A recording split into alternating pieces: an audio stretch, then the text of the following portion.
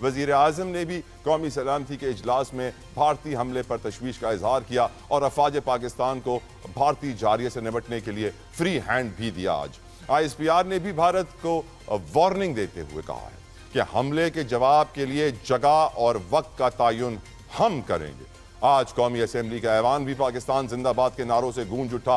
Opposition अरकान ने भी वजीर आजम के खिताब पर डेस्क बजाकर दाद दी और इस बात का सबूत दिया कि लाख इख्तलाफात सही मगर कौमी सलामती के मामले पर, मुल्की दिफा के मामले पर जितने भी इख्तलाफात हो उन्हें भुला दिया जाएगा। ये कौम आज एक है, ये चारे सूबे आज एक हैं और यक आवाज़ होके हम ये कह रहे हैं कि पाक फौज जिंदाबाद और भारत मुर्दाबाद।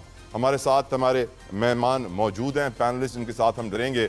मैं वेलकम करना चाहूँगा अपने पैनल में, आज पहली बार हमारे शो का हिस्सा बन रहे हैं, मोहम्मद उस्मान साहब, सीनियर जर्नलिस्ट हैं, 365 के डायरेक्टर न्यूज़ हैं, हमारे सीनियर हैं, बहुत सीखा है हमने आपसे। बहुत शुक्रिया उस्मान साहब आपके वक्त के लिए। साथ साथ हमारे पैनल के अंदर मौजूद हैं बैरिस्टर तैमूर मलिक साहब from Pakistan Tehreek Insaf. Thank you barrister साहब फॉर योर टाइम।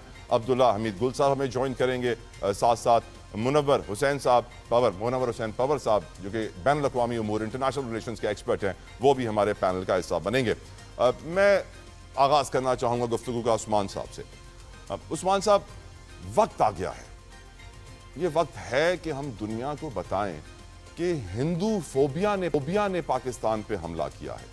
ये मैं नहीं समझता कि भारत का हमला है। भारत के लोग तो मोदी की सोच के अक्कास हैं ही नहीं, वो तो चाहते ही नहीं है कि जंग हो। ये मोदी की और हिंदुत्व की इंतहा पसंद आइडियोलॉजी है जो कि ऑपरेशन सिंदूर जैसे नाम रखती है ताकि अगेन एक मजहब कार्ड खेला जाए। पाकिस्तान की मस्जिदों को टारगेट बना के ये कहना कि इस्लामिक मिलिशियाज के ट्रेनिंग ग्राउंड्स को निशाना बनाया गया है, मजहब कार्ड खेला गया है। टोटल ये कोशिश करते हैं कि इस्लामोफोबिया का प्रचार हो, इस्लामोफोबिया को प्रमोट करें। और अब हमारा वक्त आ गया है कि सर हम भी हिंदू फोबिया का प्रचार करें। इवन दो कि हम ये नहीं कहते कि पाकिस्तान में हिंदुओं को खतरा है, लेकिन ये जो भारतीय हिंदू फोबिया का शिकार हैं उनके प्राइम मिनिस्टर, इस बीमारी को आम करना हम पे अब फर्ज हो गया है। मैं तो आपसे भी रिक्वेस्ट करूंगा कि सर सोशल मीडिया पे, दूसरे प्लेटफॉर्म्स पे इस हैशटैग को भी चलाइए, hashtag Hindu phobia. Would you agree Usman साहब? बहुत शुक्रिया तलहा, बात आपने कही कि जी क्या वक्त आ गया है। वक्त तो कल रात से शुरू है और जिस तरीके से अफवाज पाकिस्तान ने भारत की जारहियत का जिस तरीके से जवाब दिया है और पूरी कौम ने जिस तरीके से लब्बैक कहा है और इत्तेहाद और इत्तफाक का मुजाहरा किया है। अब से थोड़ी देर पहले मैं मनाजिर देख रहा था कराची प्रेस क्लब के बाहर एक मुजाहरे के। उस मुजाहरे में जमात इस्लामी भी मुझे नज़र आई, उसमें ANP भी नज़र आई, उसमें पाकिस्तान पीपल्स पार्टी के कारकुनान की बड़ी तादाद नज़र आई, जिससे वज़ीर आला सिंध मुराद अली शाह ने खिताब भी किया और जिसके अंदर उन्होंने पाकिस्तान के नारे लगाए। और क्या खूबसूरत मंजर था कि तमाम सियासी जमातें जो उस स्टेज के ऊपर मौजूद थीं, उन्होंने उनके पीछे नारे लगाए पाकिस्तान जिंदाबाद के, अफवाज पाकिस्तान जिंदाबाद के।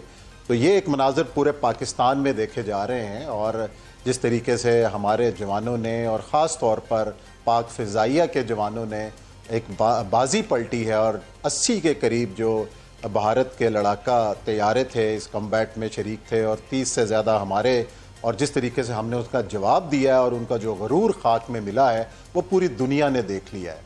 और वो गरूर ये था कि जी हमने राफेल तैयारे जो इस वक्त लेटेस्ट समझे जाते हैं, और मोदी जी के आप गुज़िश्ता बयानात को देखें कि जिसके अंदर उन्होंने कहा कि राफेल लेंगे तो हम फिर बाजी पलट देंगे, उनके उन राफेल का जिस तरीके से हमने हशर किया है और वो मकबूजा कश्मीर के खेतों में और पटिंडा में और अखनौर में हमें बिखरते हुए नज़र आए हैं, ये दुनिया ने देख लिया है।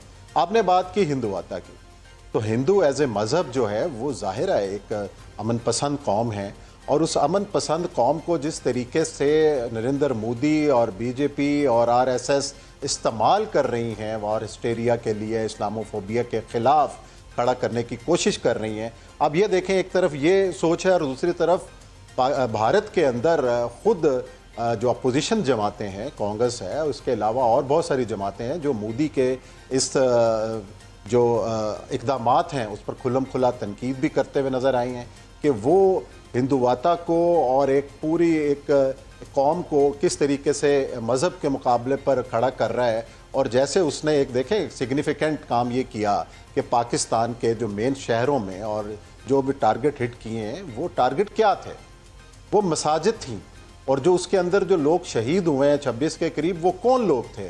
वो ख़वातीन थी, वो बच्चे थे, वो सरहद के ऊपर या लाइन ऑफ कंट्रोल के आसपास जो मिसाइल लगने से और इंडिया की गोलाबारी से जो शहीद हुए हैं, वो मासूम बच्चे हैं, वो स्टूडेंट्स हैं। तो ये मनाजिर भी दुनिया देख रही है। और इसके अंदर मैं ये समझता हूँ कि इस सारी कार्रवाई के पीछे भारत को इसराइल की पूरी मावनत हासिल थी। और जिस तरीके से इसराइल ने गज़ा के अंदर, जिस तरीके से इसराइल ने यमन के अंदर, लेबनान के अंदर, शाम के अंदर निशाने बनाकर पहले हमास की क़यादत को ख़त्म किया, हमास को निशाना बनाया, हिजबुल्लाह की क़यादत को ऐसे ही तरीके से, और SOP इस्तेमाल किया है भारत ने कि टारगेट करके मिसाइल अटैक्स किए हैं।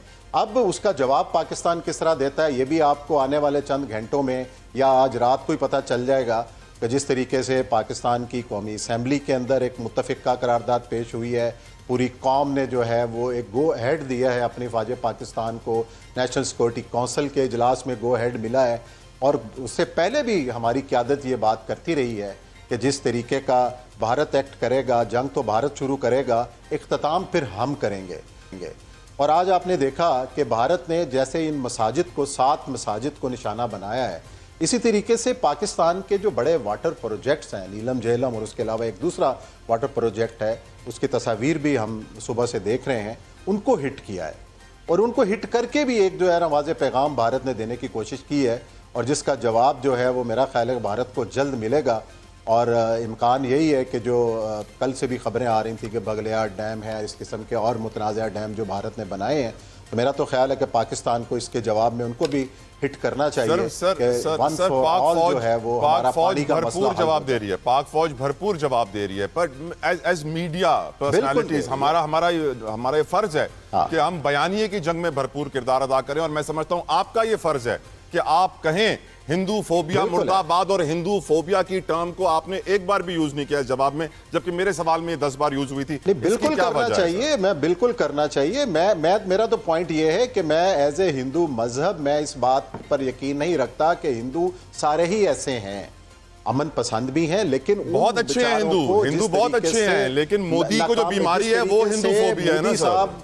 मोदी जो है उसको इस्तेमाल कर रहा है, उनको जंग में झोंकने की कोशिश कर रहा है, और उसको इस्लाम के खिलाफ खड़ा करने की कोशिश कर रहा है। हम उनकी मुजम्मत करते हैं, और इसकी दो टोक हर फोरम पे मुजम्मत की जानी चाहिए। बिल्कुल ठीक, बात यह है कि उसकी मुजम्मत की जानी चाहिए। और जिस तरह आपने बयानिया की बात की है, तो मैं समझता हूं कि ये तमाम जो नंबर्स हैं पाकिस्तान की क़यादत को जाते हैं, पाकिस्तान के मीडिया को जाते हैं, कि पाकिस्तान के मीडिया ने एक आवाज होकर इस जारियत का मुकाबला किया है। और आप देखें कि कल रात से जब से पाकिस्तान पर भारत हमलावर हुआ है, आप मीडिया की स्क्रीन्स देख लें, तमाम इख्तिलाफात बुलाकर पूरे मीडिया पर्सनालिटीज हैं, पाकिस्तान की सियासी जमातें हैं, वो एक आवाज है, पाकिस्तान जिंदाबाद, पाइंदाबाद, हमेशा पाइंदाबाद, बिल्कुल ऐसा ही है, बिल्कुल ऐसा ही है।